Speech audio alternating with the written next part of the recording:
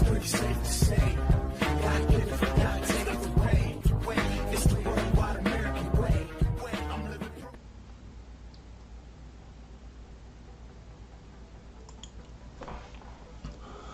What's going on, team? Proof here, and today I'm bringing you the second part of my crazy 8 and around G guards, and today I'm coming at you with the Narukami part of it. And when it comes to Narukami, the main one we want to look out for is Impede Dragon, which came from Fighters Collection 2017, and that's because their previous G Guardian that would impact us that would impact somebody doesn't really impact us, which is Sky Guardian Supreme Dragon Bulwark Dragon. And the reason it doesn't really impact us is because his ability activates at the end of the battle, and Charge also activates at the end of the battle. So when it comes to those two things going off at the same time, player priority takes into effect. So we get to activate and resolve Charge before they can activate and resolve Bulwark Dragon. And since Bulwark Dragon only retires rested units, we get to fully have standing rear guards in the column when they bring down Bulwark Dragon, so we get to play around it. So with that, I just kind of wanted to mention it in passing, just because before I get into questions about it, why I didn't cover Bulwark Dragon, that's pretty much why. It's because it doesn't impact us like Impede Dragon does. Now when it comes to Impede Dragon, his skill is the one that we need to really look out for. And with Impede Dragon, he's I'm gonna read off his skill and then explain why it's so impactful to us.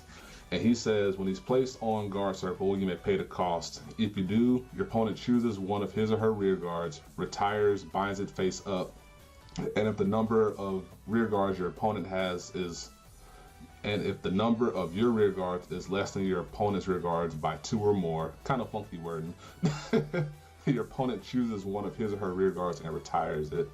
So what that means is they can blow up to 2 units if the conditions are met, which is important for us because our rear guard is so important. We want to figure out means to get around it to make sure we don't die during our combo. And the important part to know is that Impede Dragon has 2 separate checks, once for the retire bind, and then after that, if the conditions for the 2 or more are met, you have to retire a second one. So we can configure that to our advantage to be able to play around it. And that's where I kind of came up with the idea of this quote-unquote impede formula, which is how to get the minimum number of rear guards you need to have available on the board to be able to play around an Impede Dragon in a certain scenario. And with that, I kind of sat around and kind of thought about it, and I thought I had it figured out, but then some new wrinkles came along the way, and I kind of tunnel visioned my way down into thinking one way worked. So with the help of Matt from Nexus Core, he was kind enough to help me out on Discord, and we were able to figure out a more simplified version of the impede formula. So what I'm gonna do, I'm gonna set up the scenario with the formation, and then we're gonna talk about how to get around our impedes here. And so I'll be right back with that. All right, I'm back with the setup for the formation here. And when thinking about how to play around Impede Dragon, I wanted to show you guys how to play around 2 Impede Dragons, just in case your opponent has that available. And because it's pretty easy to play around 1 Impede Dragon if you know how to play around 2 of them. And with Matt's help, as I mentioned before, we were able to simplify the formula down, which I'm going to put up above, which is R equals X. With R meaning the minimum number of rear guards you need to have on the field to play around 2 Impede Dragons, and X is the sum of your opponent's non-grade 2 front row rear guards plus their back row rear guards.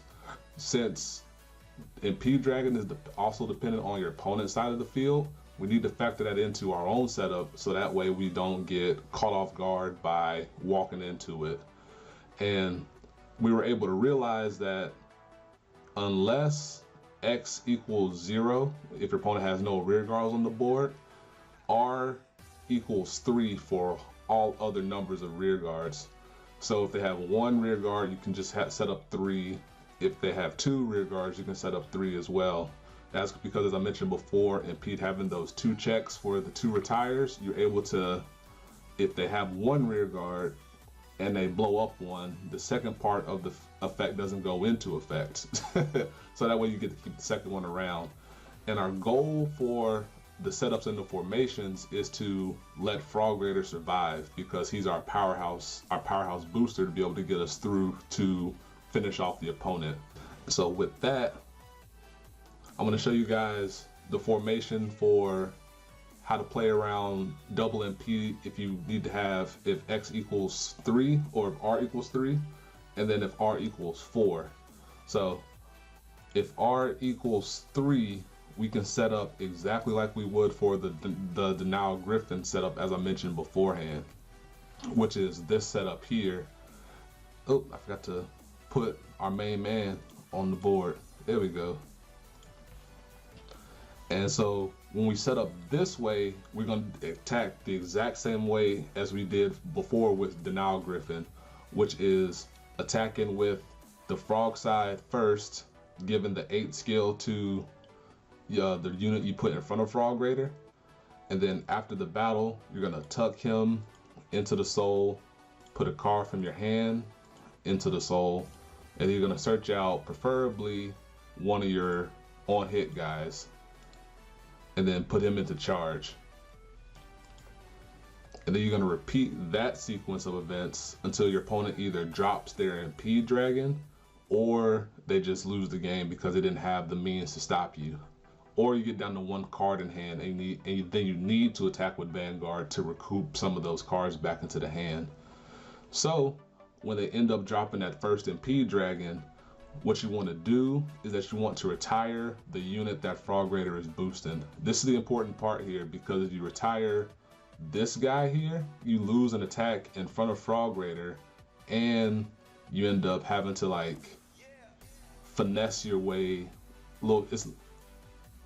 It can still work, it just won't be more impactful because you lose that extra attack in front of Frog Raider, which might bait out the second Impede Dragon, which is what we kind of want to do.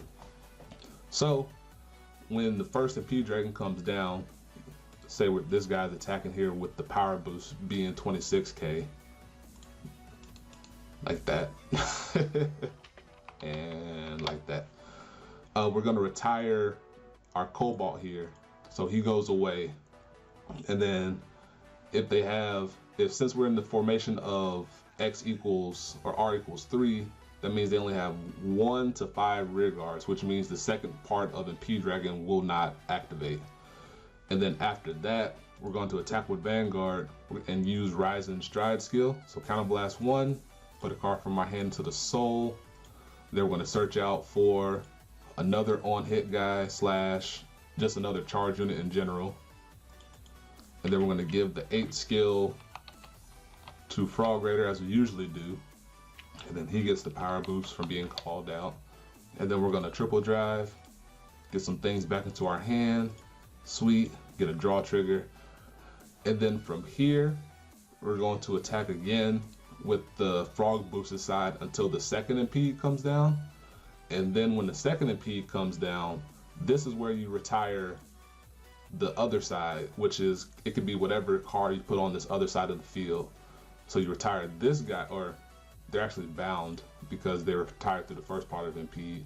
So these guys are bound, and now both Impede Dragons are used, and now this column is free to do whatever it wants to do until you run out of hand, or your opponent loses, or you run out of charge units, whatever comes first.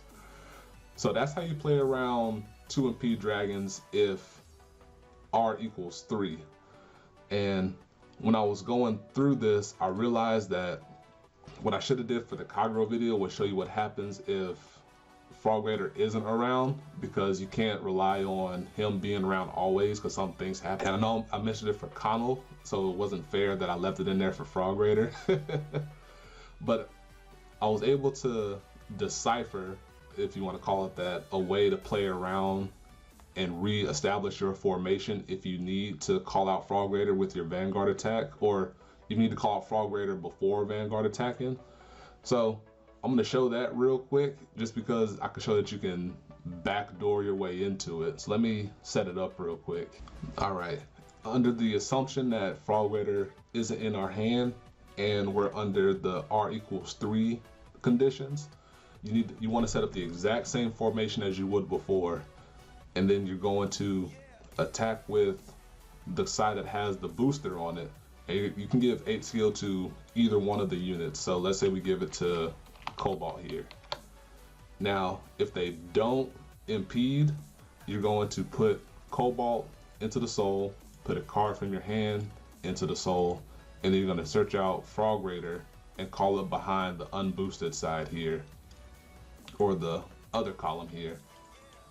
And then we're now pretty much in the exact same formation as we were before, where we continue attacking with the frog side, giving skill to the unit in front of Frog Raider, tucking it into the soul with a card from our hand, calling out a new unit, and going through the steps that I just covered just a little bit ago. If, let's say that's out there. So if we're attacking here and we give skill to the front row unit and they decide to then drop Impede Dragon, you're going to retire the non-8 skill boosted unit, or retire and bind it. So we're going to retire and bind her, and then we're going to do the exact same thing of putting this into the soul, put a card from our hand into the soul, grab our Frog Raider, and call it behind here. And then you're going to attack with Vanguard, and then using the 8 Rising skill, put him into the soul, grab a unit.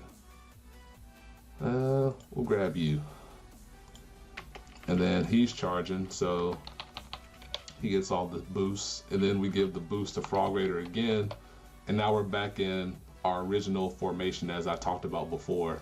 So if they end up dropping Impede on the Vanguard swing, you retire the new unit that you called out here. That way you can keep the Frog Raider column around as before. So that's what you do if under the condition that your opponent has 1 to 5 rear guards and you only need to put 3 rear guards onto the board, so R=3. So I'm gonna pause it real quick, and then I'm gonna come back and have another new setup for when R=4. So I'll be right back with that. Okay, now we're back with the scenario of R=4, which is only applicable if your opponent has exactly 0 rear guards on the board.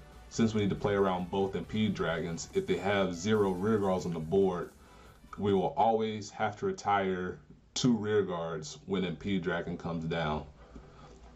So if we think we have enough hand to push through without needing to attack with Vanguard before things get dicey, 4 works, but you have a 5th space available under the presumption that you need to attack with Vanguard a little bit early in the attack sequence. So keep that in mind when you're going against a Narukami deck and you think they have both Impede Dragons under these circumstances, because it'll be better to commit that extra card from hand and to make sure you can play around both Impede Dragons than to not field it and then get your combo blown away by the double Impede Dragon. So what you're going to do, as always, we're going to attack with the frog side, giving the 8 skill to the attacker until the first Impede Dragon comes down. And when this first Impede Dragon comes down, we're going to retire the Axe Diver or unit in front of Frog Raider and the back row unit behind the other rear guard. Now if you have 5 units, you're going to use this unit here, and then they'll go away. So you'll retire and bind this guy, get rid of her. Or, that's confusing. We're just gonna just focus on 1. So we're gonna get rid of the Axe Diver here. And then from here, you're going to attack with the other side. And then we're going to give the 8 skill to either unit. And then at the end of that battle, we're going to put him into the soul, put a card from a hand into the soul, and then we're going to get our other charge unit back out. And we're going to set this formation back up. And we're going to attack with this side here until your opponent drops the second impede or until the game is over. If they end up dropping the second impede, you're going to retire and bind the attacker, and then you're gonna retire the other unit here. And then from there, you attack with Vanguard using the Rising skill. So we're gonna put him into the soul, or something into the soul. It would be a bad day to put Tiger into the soul. And we're gonna grab another body, another guy, give the 8 skill to Frog Raider, as our favorite thing to do on this turn is to do. And we're gonna triple drive, get our stuff and things. And then we're going to proceed to attack with the column as before until we either win the game or lose the game because we ran out of charge units or out of hand or something like that.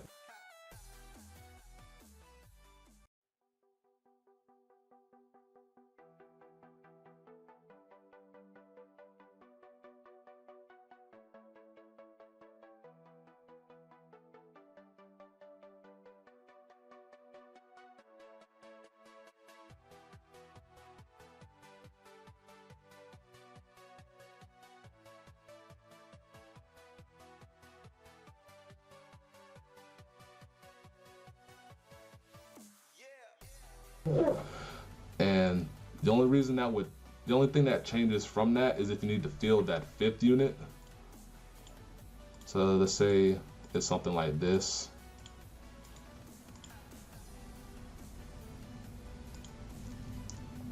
And you're attacking